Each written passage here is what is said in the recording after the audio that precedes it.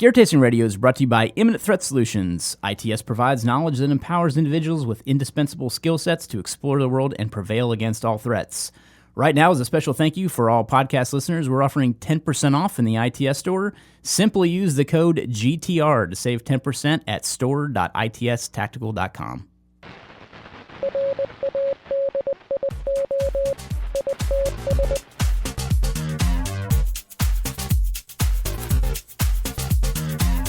Welcome to Gear Tasting Radio, where we offer an in-depth look into the usage and philosophy behind the equipment in our lives. I am joined today, as always, by Rob Henderson. Hello. And I'm Bryan Black. Today we are continuing the bug-out bag breakdown and replacement categorization plan of action thing. We are Bob Vila-ing this bug-out bag. Yep. So this week I wanted to focus on shelter. And so I've gathered the items that I previously had in my bag shelter-wise. And again, just to rehash this is, the fourth episode now that we've done on Yes. the bug-out bag revamp. So we started out looking at the bag and noticed, my years of dust, and have decided to revamp a lot of this stuff with a lot of my lessons learned over the years and what I would change about it and what I would take now. So that's where the struggle has left off with this and how we're picking it up this week. So last week we did water purification. Before that we did cooking, fire building. Yeah. Fire building. So probably next week we'll tackle signaling. I think that's probably what I'll do then. Anyway. Stay glued to your seats, people. It's going to be exciting. Honestly, what I wanted to do is really just go over some lessons learned that I've had over the years of camping and hiking and backpacking and doing the Man the Sniper Challenge and things like that have all contributed to my base level of knowledge now when it comes to sleeping outside and things like that. Because, that's really what I feel like shelter is. It's how comfortable are you going to be sleeping outside? Right. So, yes, you could say shelters to protect you from the wind and all that, and those are great variables as well. But however, it really just comes down to how comfortable do you want to be sleeping outside. So, do you want the Taj Mahal? Do you want lightweight? There's a trade-off everywhere. So, it really it's up to you personally what you want as far as the balance goes. So, what I had previously in the bag, and that's what I'll go over first. So, what I had previously, which I feel like was woefully inadequate now that I'm kind of looking back at it. But I had a sill tarp. So this is a 5-foot by 8-foot tarp, and I did a series of videos on rigging up a tarp shelter, and this still has all the paracord guidelines attached to it and things like that. So it's ready to go. The only thing that it's lacking is stakes. So the way that I had done this on the videos was that I carved stakes out of pieces of wood, basically. So I got sticks, carved them into stakes, and then anchored this down. Because that wouldn't take too long to do. No, and it's kind of, I don't know. To me, it's kind of it's a way to prevent boredom, too. Yep. It gives you something to do, keeps your mind active. Yep. However, the only problem with that is that it's not quick. So if you really needed to have shelter, you're screwed. Because I've had that before, too, where I've come off the trail, it's raining, and all I want to do is crawl under a freaking blanket, or I want to get dry. Now you have to furiously whittle. Right. No one wants to carve stakes in the rain, No. That's just not what I want to do either, looking back on this now, too. So I also had 3 emergency bivvies, because as I mentioned before, this was for my family of 3, including me. And now that our son's moved out of the house, I really don't have to include him. He's on his own. You're on your own. You just give us a call. We'll tell you where we're at. You bring your own stuff. But now, really, these 3 little emergency bivvies I have can be condensed down to 2. It's really only saving about 3.7 ounces or so on these. But I really like these bivvies because they are more than just an emergency blanket. It's actually a fully enclosed cocoon, I guess you will, like an elephant foot emergency blanket. So it's still made out of the same material. It's just more material. And I feel they'll keep you warmer in an emergency. And it's worth it to me to have the extra size and the extra weight in these. And these are made by Adventure Medical. I think they're the SOL emergency bivvy is what they're called. Nice. But again, 3 of those. And then I had a whole lot of paracord more paracord than humanly necessary. Well, if you I'm wanted sure. to set up like a shop to sell paracord during Well, that's an what my emergency, that's what my plan. I need stuff to barter with. Okay, in an emergency situation, everybody's going to need paracord. I'll sell you 400 feet of paracord. No, but I probably have a good 250 feet or so here, which is just ridiculous in my opinion. But however, this bag was packed before we started making our jute paracord, which I would supplement with that too. We'll talk about that in a second. I want to get through all this first because I have a tendency to just completely go off topic and focus on one thing instead of squirrel. Yeah. Anyway, also one of these Mora fire knives, the Light My Fire edition of the Mora fire knife. I've mentioned this before, but this is kind of included in this. Most people wouldn't put a knife or a saw like this into shelter, but really it's necessary. If you're going to build a shelter or add to a shelter, you're really going to need a knife. And most people just think, oh, I'll take a knife and I've got a Leatherman and it's got a saw on it. But Right. the thing is, you should really try to cut with that saw because, yes, it will cut, but there's no replacement for something like this Gerber saw that I have. That has like a 7-inch blade. Yeah, it's like a chonga blade. But it's nice, too, because it's so lightweight. And I'll link to this in the episode intel because I think this is probably one of the best things on the market in terms of a portable saw. And I really like that. I think it's called a Sven saw, S-V-E-N saw. It's like a folding saw. And that's amazing, too. And I keep one of those in my vehicle because it turns into like a triangle saw you can really use to cut limbs. And that's my kind of go-to for if there's a limb blocking my path when I'm driving or something, I have a saw to take care of that with. But for general purposes like this of a bag, you really want something that's more lightweight and small and compact. And this not only is, I'd say, maybe 7 or 8 inches long, but when you fold it out, you're doubling that length now, including the blade. So the blade kind of tucks into the handle until you're ready to use it. And it's a very powerful saw too. And I've never broken one of these. I've probably owned 3 of these, and this one hasn't even seen any use. I packed it away and never used it in this bag. Well, there's a lot of efficiency and movement in that too. Yeah, there really is. Like multi-tools are great, but they have a tendency to do the like in a pinch type thing, and that's not what you want when you're actually trying to build something. Yep. You want a tool that'll do the job, not just like, oh, this is kind of convenient. Yeah, and for me, a knife isn't for cutting branches off a tree. No. I don't want to use my knife for that. However, I would use a knife to like whittle something down into a steak, or I'd use a knife to cut something I really needed to cut. But I've also got a Leatherman in that bag too, which I'll talk about when we get into the tools section. But that's got a pair of scissors on it. So really, it really depends on what I needed it for, because I always want to keep this blade as pristine as possible, because I feel like, granted, you're probably not going to run into a self-defense situation out in the kind of elements you would be in if you had to use the contents of this bag. However, I'm just always thinking about that. There's no use to have a mindset-wise. dinged up blade if you don't have to. Yeah. It's not going to hurt. And honestly, that's why I carry a pocket knife, because that's truly my defensive blade, whereas this would be more of a utility blade for me anyway. So anyway, that's the gamut of what I had, which really wasn't much. You got your 5x8 tarp, 3 emergency bivvies, a shitload of paracord, the Gerber folding saw, and the Mora fire knife. So the way that I would change this is I completely ditch the sill tarp. I don't need that. I've also learned in my years that I don't want to be cold anymore. I hate the cold. I don't want to deal with it. So I am going to take a full-on tent. This is a Nemo tent that I've used quite a bit. We actually did a review on that. I will link it in the episode intel. But the other thing, too, is that this is for myself and my wife, and we can get cozy. So even though this is more of a single-person tent, body warmth and the compactness of being in here would help out in this situation too.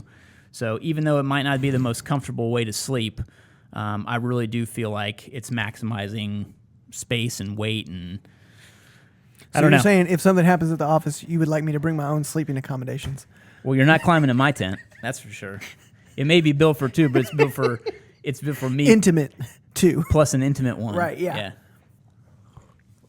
Yeah, so I really like this tent. It's got all the stakes in it too, and I purposely did that. I keep it ready to go. So it's got a little bungee around it. It's got all my stakes nicely tucked away, and I would just probably find a rock to be able to hammer them, and I wouldn't take a mallet or anything like that to pound in stakes with. And then it's got this small little inflatable portion on it too. It's got an inflatable beam that kind of goes across like a rainbow. To make the structure. Yeah, so it's kind of an inflatable structure with this tent. And then I would also ditch one of these bivvies because I only need 2 now. So that would be our sleeping accommodations. And then really I struggle with, if I really had to be in this, would I really be comfortable? And chances are no, I would not be comfortable at all. However, I think I'm probably going to try to put this Whoopee in there. So this is a Poncho Liner. You can get these at any surplus store. You can buy them on eBay. I can feel the warmth from here. Yeah, and it's not like it's the best type of insulation either. It's like a polyester fill, so they're not the most efficient when it comes to warmth, but they really are nice and compact. It doesn't weigh it too much. I really haven't found anything that's much, I don't know. Kafaru makes a lighter weight. Yeah, I was going to say for the Liner. price, it's really hard to beat this because I think I got mine at the surplus store for like $30, $35. Yeah.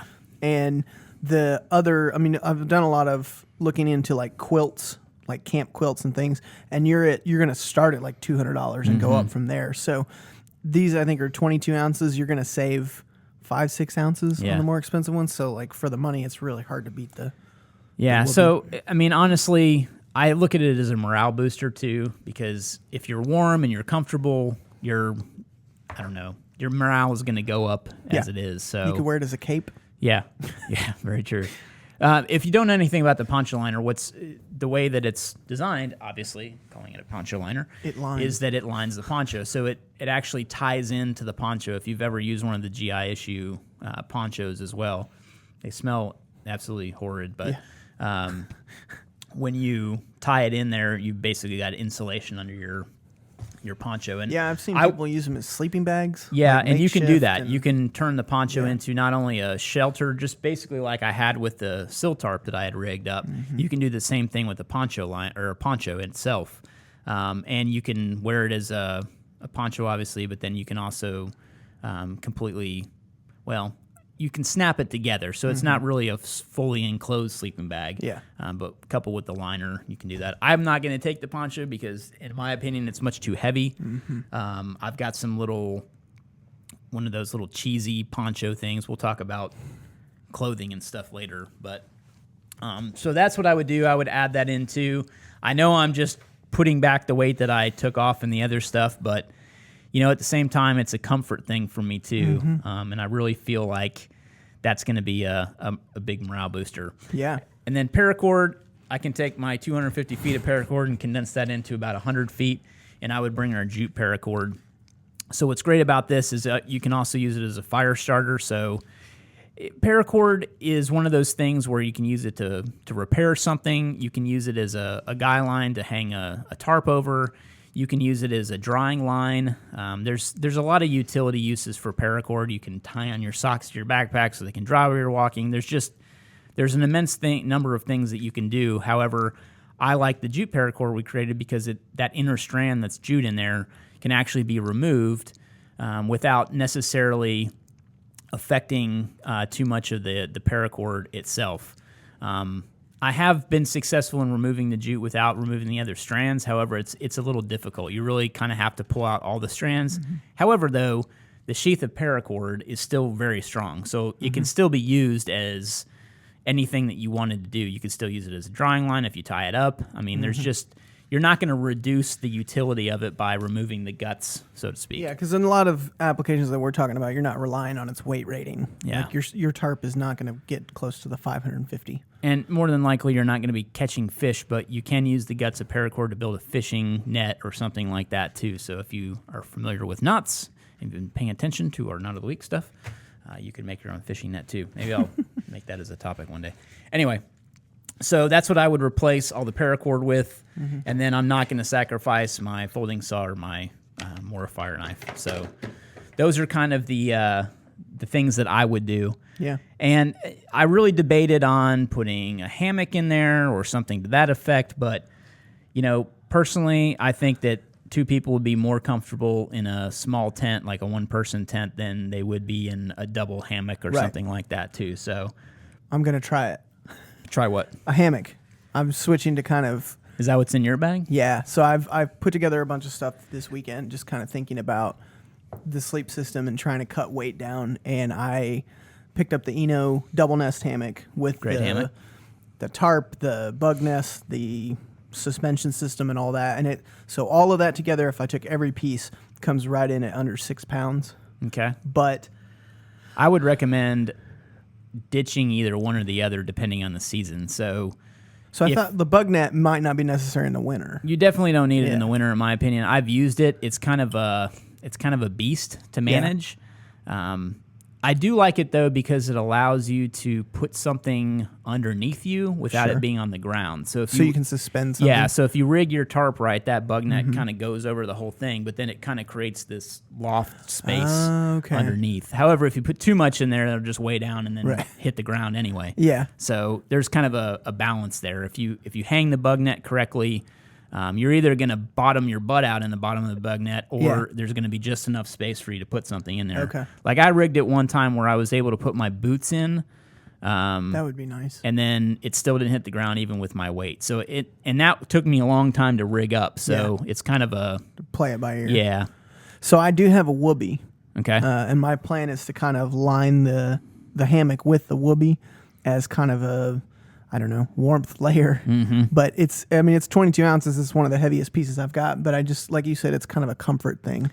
I think that, so in my experience with a hammock, I have always told myself to bring a ground pad to put under that. Not a ground sheet, a ground pad.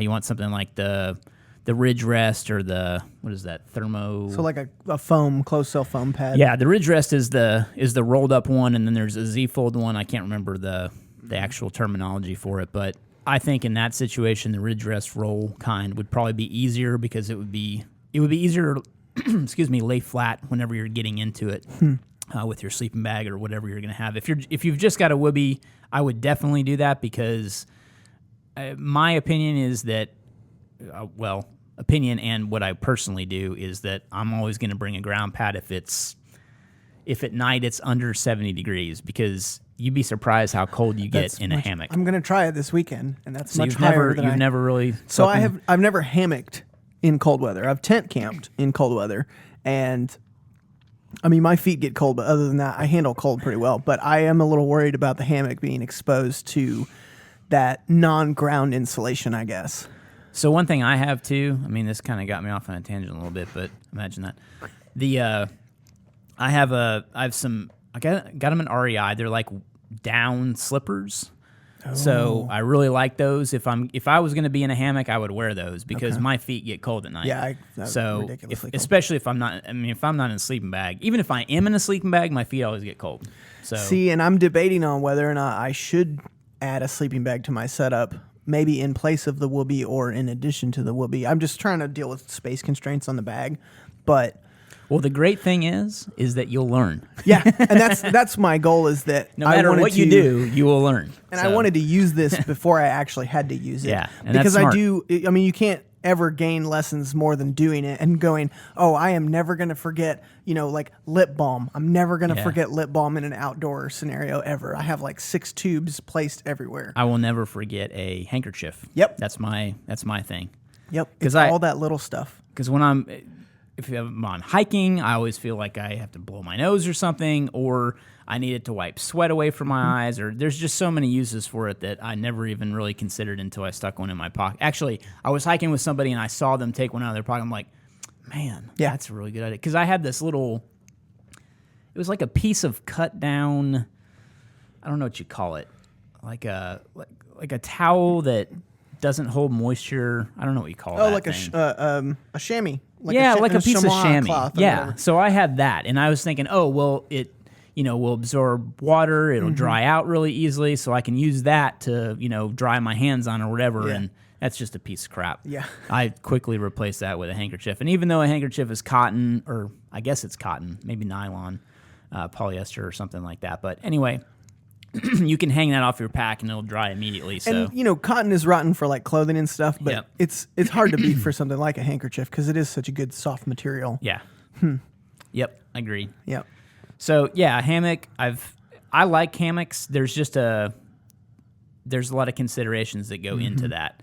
A tarp will also keep the wind off of you too. However, a tarp is just for the top. Right. So doesn't come really, the bottom. most of the heat loss that you have in a hammock is from the bottom. Well, so now I'm thinking about it, with the whoopee, I may consider doubling the whoopee up on the bottom, depending on how. So I'm going to take like extra blankets and stuff that I'll keep in a vehicle to be able to bail on this. I'm not going to try to do anything life-threatening, but I do want to see how it operates because I am worried that I didn't pack enough stuff or that I've packed the wrong things in place of if you're doing that, if you're really using this as a test, I would bring a little camp table and set it up right next to your tarp or not your tarp, your hammock, wherever you set that up at. Gotcha. And put a bunch of stuff on there. So like put your sleeping bag there, put your extra blanket there, put whatever you're thinking or debating on using, so that way you don't have to like go run to the vehicle and then come back because you won't want to do it for one. Yeah. Wake up at 1 o'clock. Right. Like, oh, okay, I'm done. Yeah.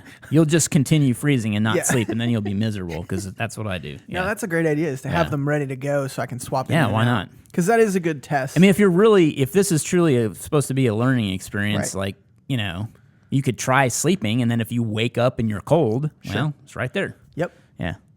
But, and then just keep track of what the temperature is, and you'll know that, hey, if it gets down to this temperature, if it's lower than that, I'll just not go. Yeah, it's the same.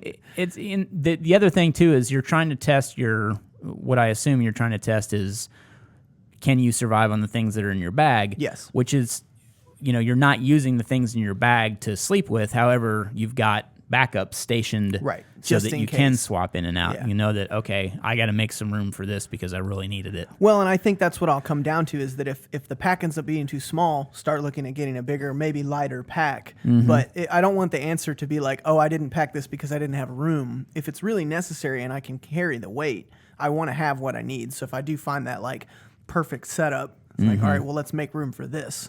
Well, and the other thing, too, is one of the reasons I'm putting the whoopee in with my stuff is that it would act as a great ground pad, not really pad, more like a sheet. Yeah. So it would be a little bit better as far as heat loss goes because even in the bottom of a tent, you're still going to lose heat. Right. I mean, even though you're insulated a little bit from the ground, you can feel the bottom of the tent when you're in there, and it's it's almost the same temperature as the ground. So you really need something to insulate you a little bit too. And even though we'd have these little bivvies, which would help, I'm thinking that what may happen is we slice one of these open, lay it down as the ground sheet, and then cover ourselves with a whoopee. Who knows? Yep. That's a good idea. But anyway, the option's there if we need it. Yeah. But yeah, that's how I'd revamp things. I mean, if I had unlimited space and weight, I would definitely throw a couple of sleeping bags in, probably some down super lightweight bags, but I'm not going to do that. So yeah, this is what I got. Awesome. Those are the modifications, and I think it's a good substitute. I think the weight that we wrote down, we're probably looking at. So the tarp itself was 1 pound 2 ounces almost, and the tent is 2 pounds 6 ounces. So it's another little over a pound to take the tent. But a big upgrade. What was the whoopee, like 22 ounces? Yeah, so you got another pound there too. So but I don't know. Comfort upgrade. I mean, just have to cut down on the food. Yeah. Thanks for listening to Gear Tasting Radio. Remember, if you have questions, use the pound tag Gear Tasting on any social media network, and we will get them answered for you on the show. And remember, the stuff we went over today with the shelter, we'll include some links in the episode intel, so check it out. Even if you're on a podcast, you can click on the podcast, and you can view some links there in the description for the show itself. If you're watching on YouTube, check the description below, and we'll have all those links down there. Also, if you wouldn't mind, we would very much love your helping to promote the show a little bit on iTunes. Share it around. Do some things. We don't really know the perfect algorithm for helping to boost our numbers, but we know that ratings and reviews really help too. Apple will show it around and get the word out a little bit more with a more highly rated show. And not that we don't have a highly rated show. We really appreciate all the reviews that you guys have left. Lots of them are humorous, and we enjoy reading them too. So even if you don't want to do that, you can always still join the crew leader membership too. Even though that's a monetary contribution to help support the show, we give you back something in return, and we would very much appreciate your membership as well.